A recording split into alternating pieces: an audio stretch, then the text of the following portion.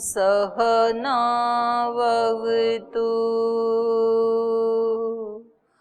सहनौ भुनक्तु सह वीर्यं करवावहै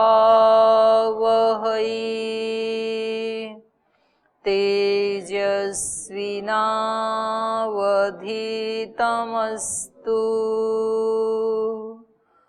मा विद्विषावहै। ॐ शान्ति शान्ति शान्तिः।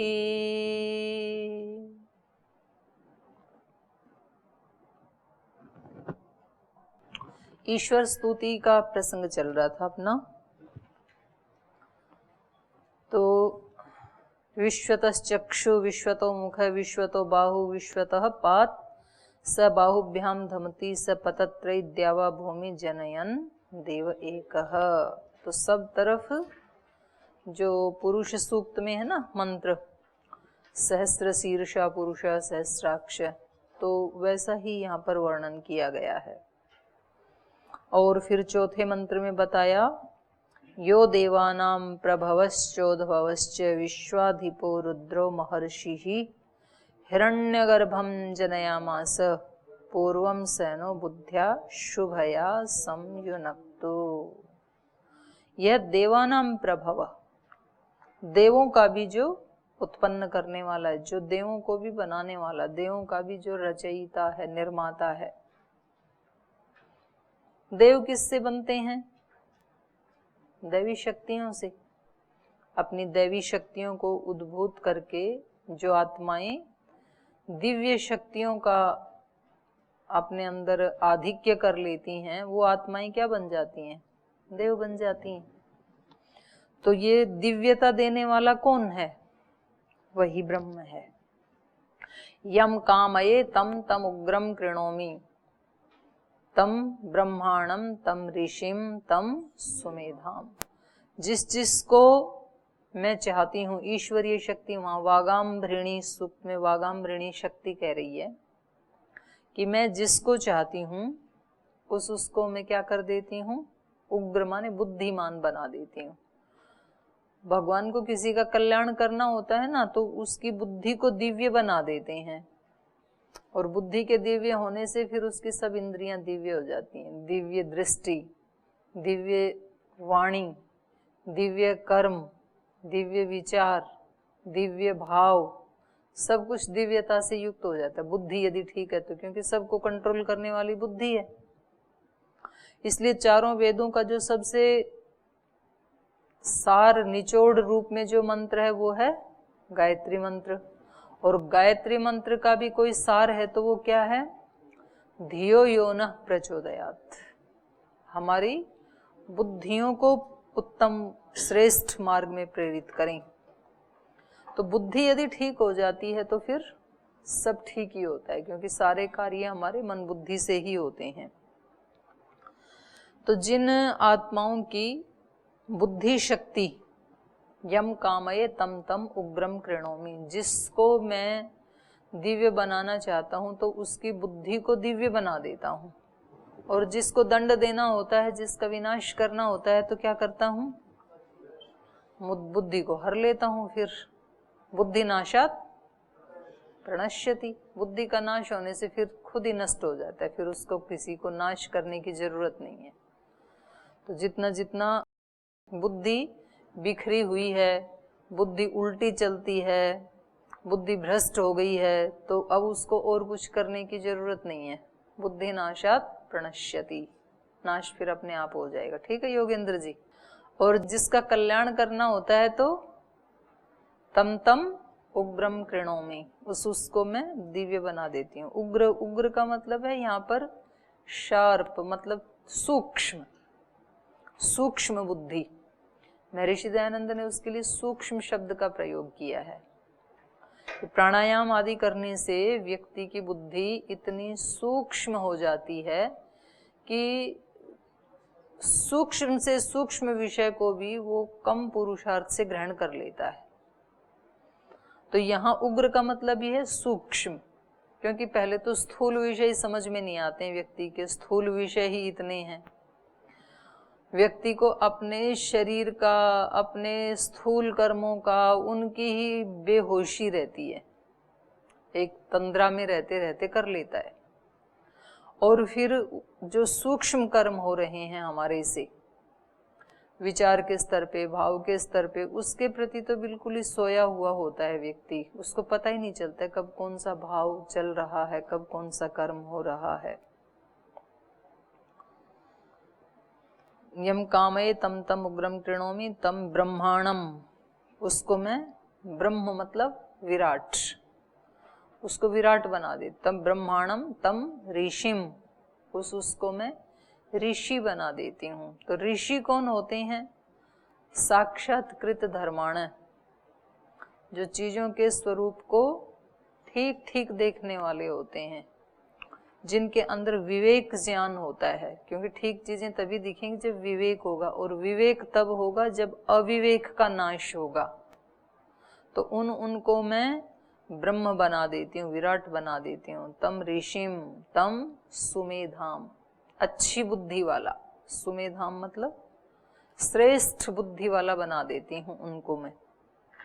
तो इस यहाँ कहा यो देवानाम प्रभवश्च उद्भवश्च, वो ब्रह्म ही देवों का प्रभवश्च, उनको रचने वाला है, उद्भवश्च, उनको उन्नत करने वाला है, उनकी शक्तियों को। प्रभवश्च उद्भवश्च विश्वाधिपो रुद्रो महर्षि, वो ही सारे विश्व का अधिपति है। कौन? वही रुद्र है, वही महर्षि है। कौन? ब्रह्म। ये सारे काम वही करता है, सृष्टि को बनाता भी वही है, पालता भी वही है, और जब आवश्यकता होती है तो इसको नष्ट भी कर देता है, प्रलय भी वही करता है। हिरण्यगर्भम जनयामासः पूर्वम, सबसे पहले हिरण्यगर्भ को मैंने ही उत्पन्न किया। सृष्टि जब बनी तो कैसे बनी है सृष्टि की रचना? हिरण्यगर्भः समवर्तताग्रे, समवर्तत अग्रे, हिरण्यगर्भः समवर्तत अग्रे। अग्रे माने सबसे पहले, प्रार्थना करते ना ईश्वर स्तुति प्रार्थना, तो अग्रे सृष्टि के सब आदि में सृष्टि पैदा कैसे हुई, उसमें क्या हुआ था? हिरण्यगर्भः समवर्तत, हिरण्यगर्भ था। हिरण्य कहते हैं वैसे स्वर्ण को, गोल्डन, सोना, और गर्भ है मतलब गर्भ है, कारण।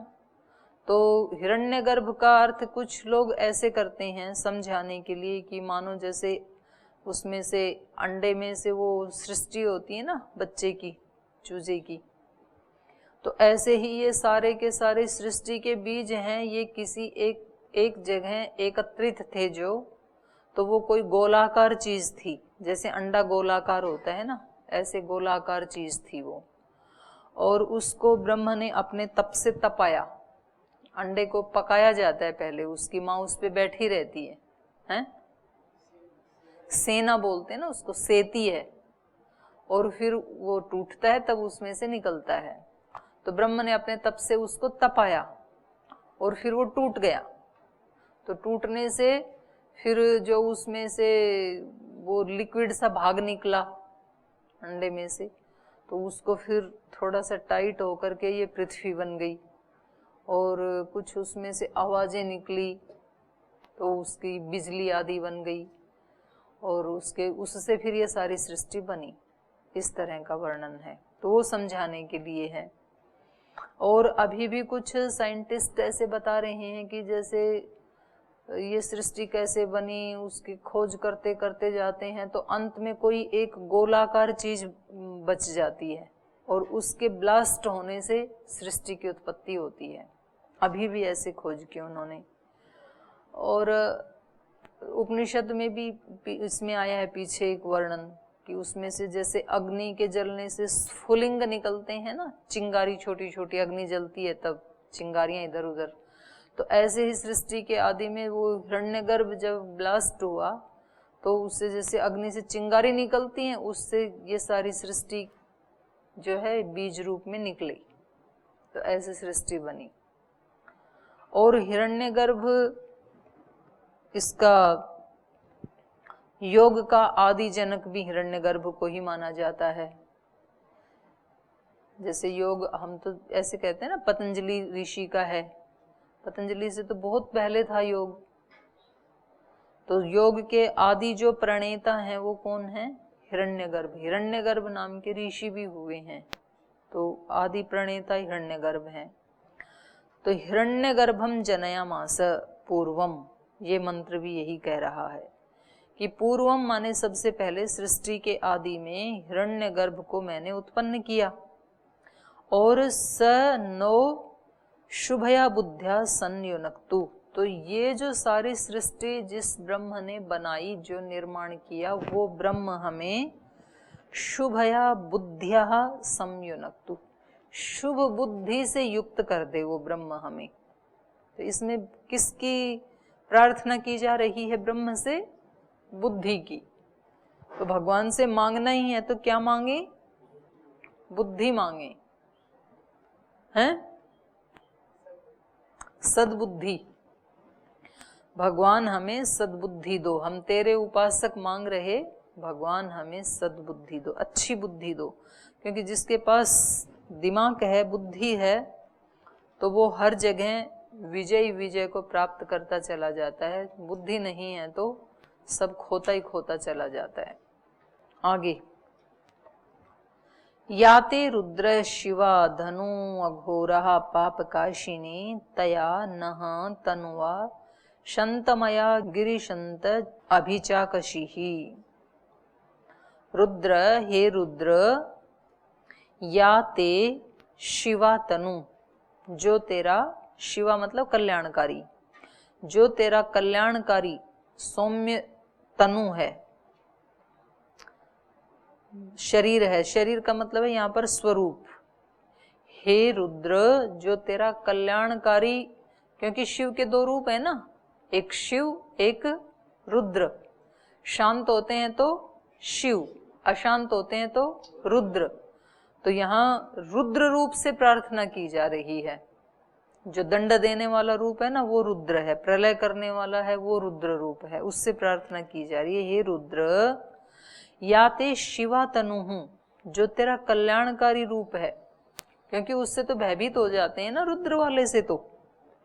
तो अर्जुन ने भी जब विराट रूप देखा गीता में भगवान का, तो पहले तो बोले कि मुझे विराट दिखाओ, कोई विश्वास नहीं हो रहा, कैसे मानूं कि आप भगवान हैं, आप तो मेरे को मेरे जैसे ही एक इंसान प्रतीत होते हैं।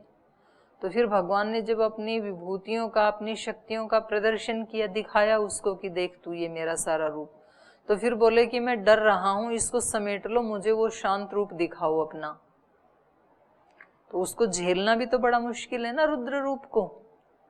तो जब सृष्टि में बहुत जोर से आंधी तूफान, फोड़ तोड़, छत की छत उड़ा दी जाती हैं, पेड़ के पेड़ उखड़ जाते हैं, इतना पानी आता है कि मकान के मकान उसमें बह रहे हैं, कहीं बाइक, गाड़ी, टीवी, सब मकान के मकान, दुकान की दुकान बह करके जा रही हैं, ये भगवान का कौन सा रूप है? यही रुद्र रूप है। और कभी कभी इतने जोर से आंधी तूफान आते हैं कि लगता है बिल्डिंग भी साथ ही चली जाएगी, तो बड़ा भय लगता है ना उस समय। तब उस समय लोग प्रार्थना करते हैं कि हे भगवान जी। और एक शांत शिव रूप कौन सा है? जब बसंत ऋतु है, सब तरफ फूल खिल रहे हैं, सुगंधित हो रही है सारी पृथ्वी, ना सर्दी है ना गर्मी है ना बारिश है, एक सम मौसम है, तो वो भगवान का कैसा रूप है? शिव रूप है, सुहाने वाला सौम्य रूप है। तो उसी रूप के लिए प्रार्थना की जा रही है यहाँ पर। याते रुद्र शिवा तनु अघोरा, घोर मतलब होता है भयानक, और अघोर मतलब शांत सौम्य। याते रुद्र शिवा तनु अघोरा, जो तेरा सौम्य रूप है, जो तेरा शांत रूप है, प्रसन्न रूप है, अपाप काशिनी, और जो पाप का नाश करने वाला, पाप से रहित। अपापकाशिनी, पाप से रहित, और धर्म का प्रकाशक, पाप का नाश करने वाला तेरा कल्याणकारी रूप और धर्म का प्रकाश करने वाला। तो हमारे अंदर से धर्म का प्रकाश कब होता है, धर्म कब अभिव्यक्त होता है, जब हम अघोर होते हैं। अघोर मतलब निष्पाप होते हैं, सौम्य होते हैं, शांत होते हैं। क्योंकि हमारा सबका आत्मा भी क्या है, शिव भी है, रुद्र भी है। हमारी आत्मा के दो रूप हैं। जब ये अपनी शक्तियों से युक्त होता है, शुभ शक्तियों से युक्त होता है, तो ये इसका शिव रूप है, अघोर रूप है, अपापकाशी रूप है। और जब ये उग्र रूप से युक्त होता है, विनाश करने वाले रूप से, तो फिर उससे उल्टा होता है। तो उसी की प्रार्थना की गई है, हे शिव, जो तुम्हारा सौम्य रूप है, कल्याणकारी रूप है, निष्पाप रूप है, पाप रहित है, तया नह तनुवा, उस तन से, नह, तो तन का मतलब यहाँ शरीर नहीं, ईश्वर का। आत्मा का भी कोई शरीर नहीं होता, ईश्वर का भी कोई शरीर नहीं होता। तो यहाँ तन का मतलब है स्वरूप। आप अपने उस स्वरूप से हमें युक्त कीजिए। शांतमया, शांतमया माने शांति वाला, शांति प्रदाता।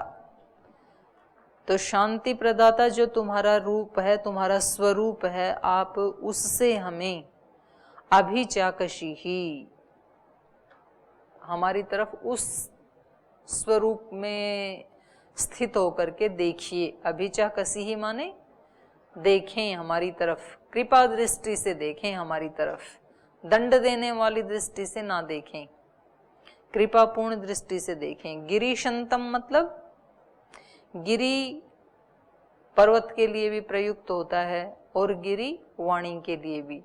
जो पर्वतों पर शांति रखने वाले, एक अर्थ है दुर्गम पर्वतों पर भी जो शांति का विस्तार करने वाले हैं वो, और दूसरा गिरीशंत मतलब शांत वाणी वाले। तो भगवान जी का कैसा रूप के लिए प्रार्थना की जा रही है, ये भगवान आप अपने कौन से रूप से देखें, हमें शांत रूप से देखें, घोर रूप से ना देखें।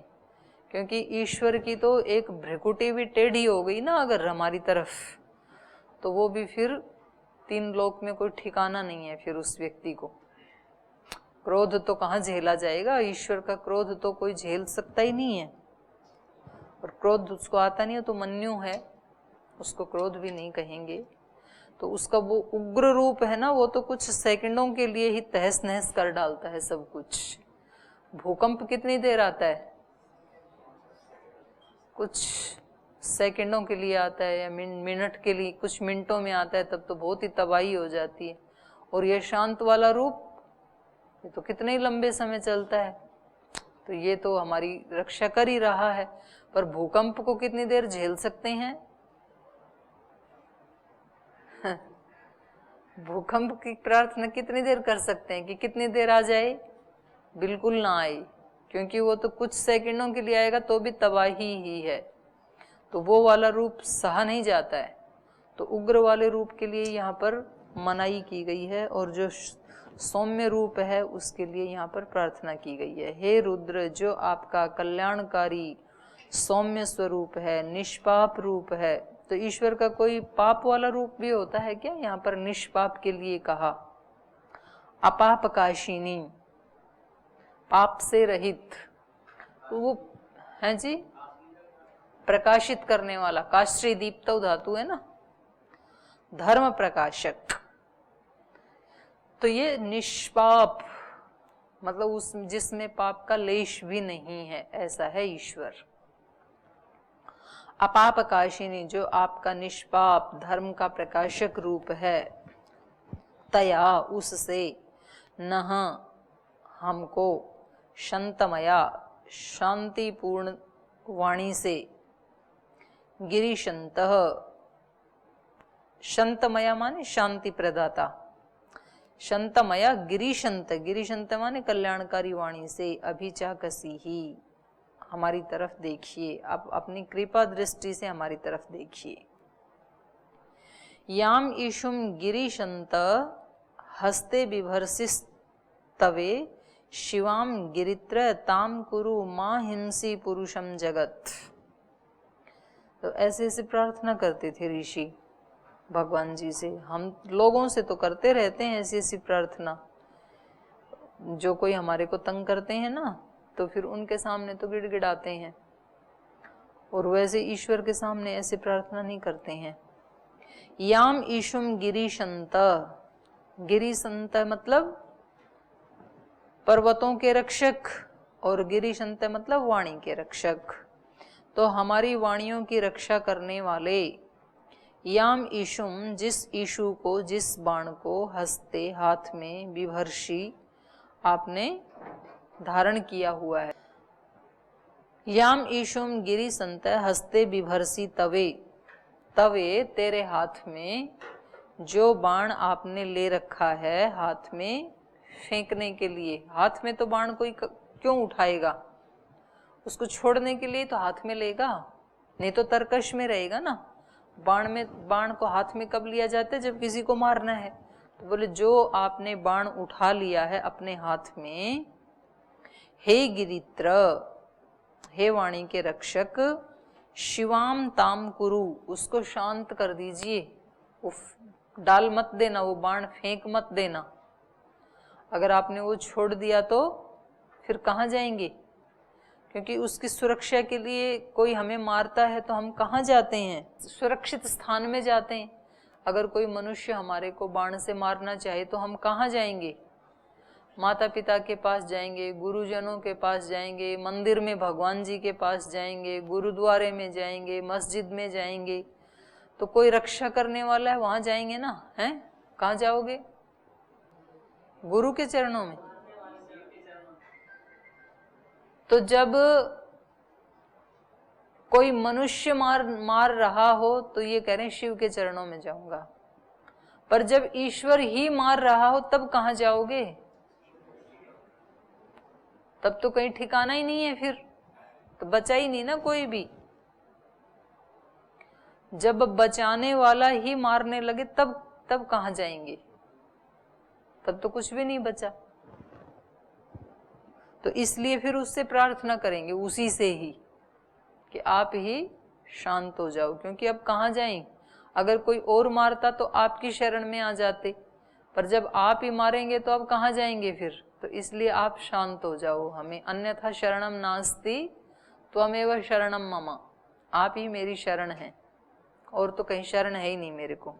याम ईशुम गिरी संत हस्ते बिभर्षिस्तवे, जो फेंकने के लिए आपने हाथ में ले रखा है जो बाण, हे गिरित्र, हे वाणी के रक्षक, हे पर्वत, क्योंकि ये भी माना जाता है ना कि शिव पर्वत पे रहते हैं, तो इसलिए यहाँ पर उनको संबोधन दिया गिरित्र, गिरी की रक्षा करने वाले, पर्वतों की भी रक्षा करने वाले। हे गिरित्र शिवाम ताम कुरु, उस बाण को शांत कर दीजिए। मां हिंसी पुरुषम जगत, इस पुरुष को भी मत मारिए और इस जगत का भी विनाश मत कीजिए, तो हमारी रक्षा कीजिए। तो ऐसे प्रार्थना करने से भगवान जी शांत हो जाते हैं, छोड़ देते हैं, बाण को नीचे डाल देते हैं। प्रार्थना ऐसे करने से हो जाता है, होता है नहीं होता है? कुछ हाँ बोल रहे हैं, कुछ ना बोल रहे हैं, होता है। सब का एक ही मत है, एक आधा ऐसा नहीं है कि नहीं होता है। प्रार्थना में है ताकत। नहीं, वो तो फल हो गया, प्रीति बढ़ती है।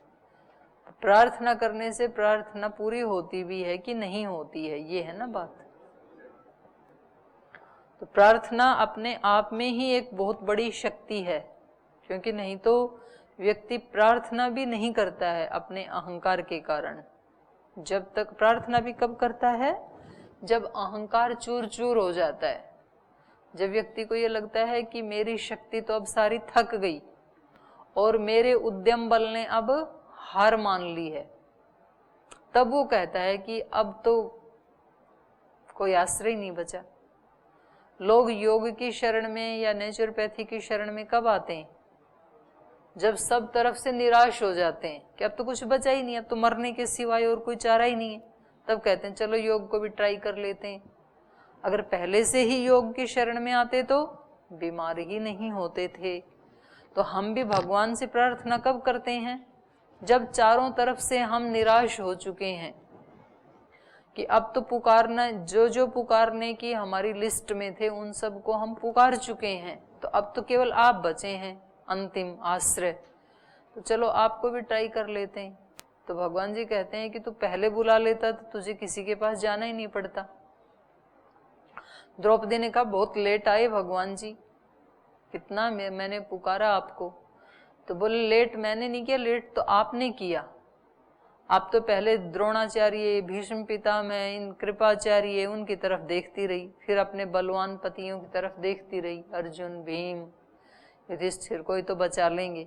फिर आपको अपनी शक्ति के ऊपर भी भरोसा था कि मैं तो पतिव्रता हूँ, और जब सारी आपकी शक्तियां धराशाही होती हुई दिखाई दी तब आपने मेरे को पुकारा, तो मैं तो तुरंत आ गया।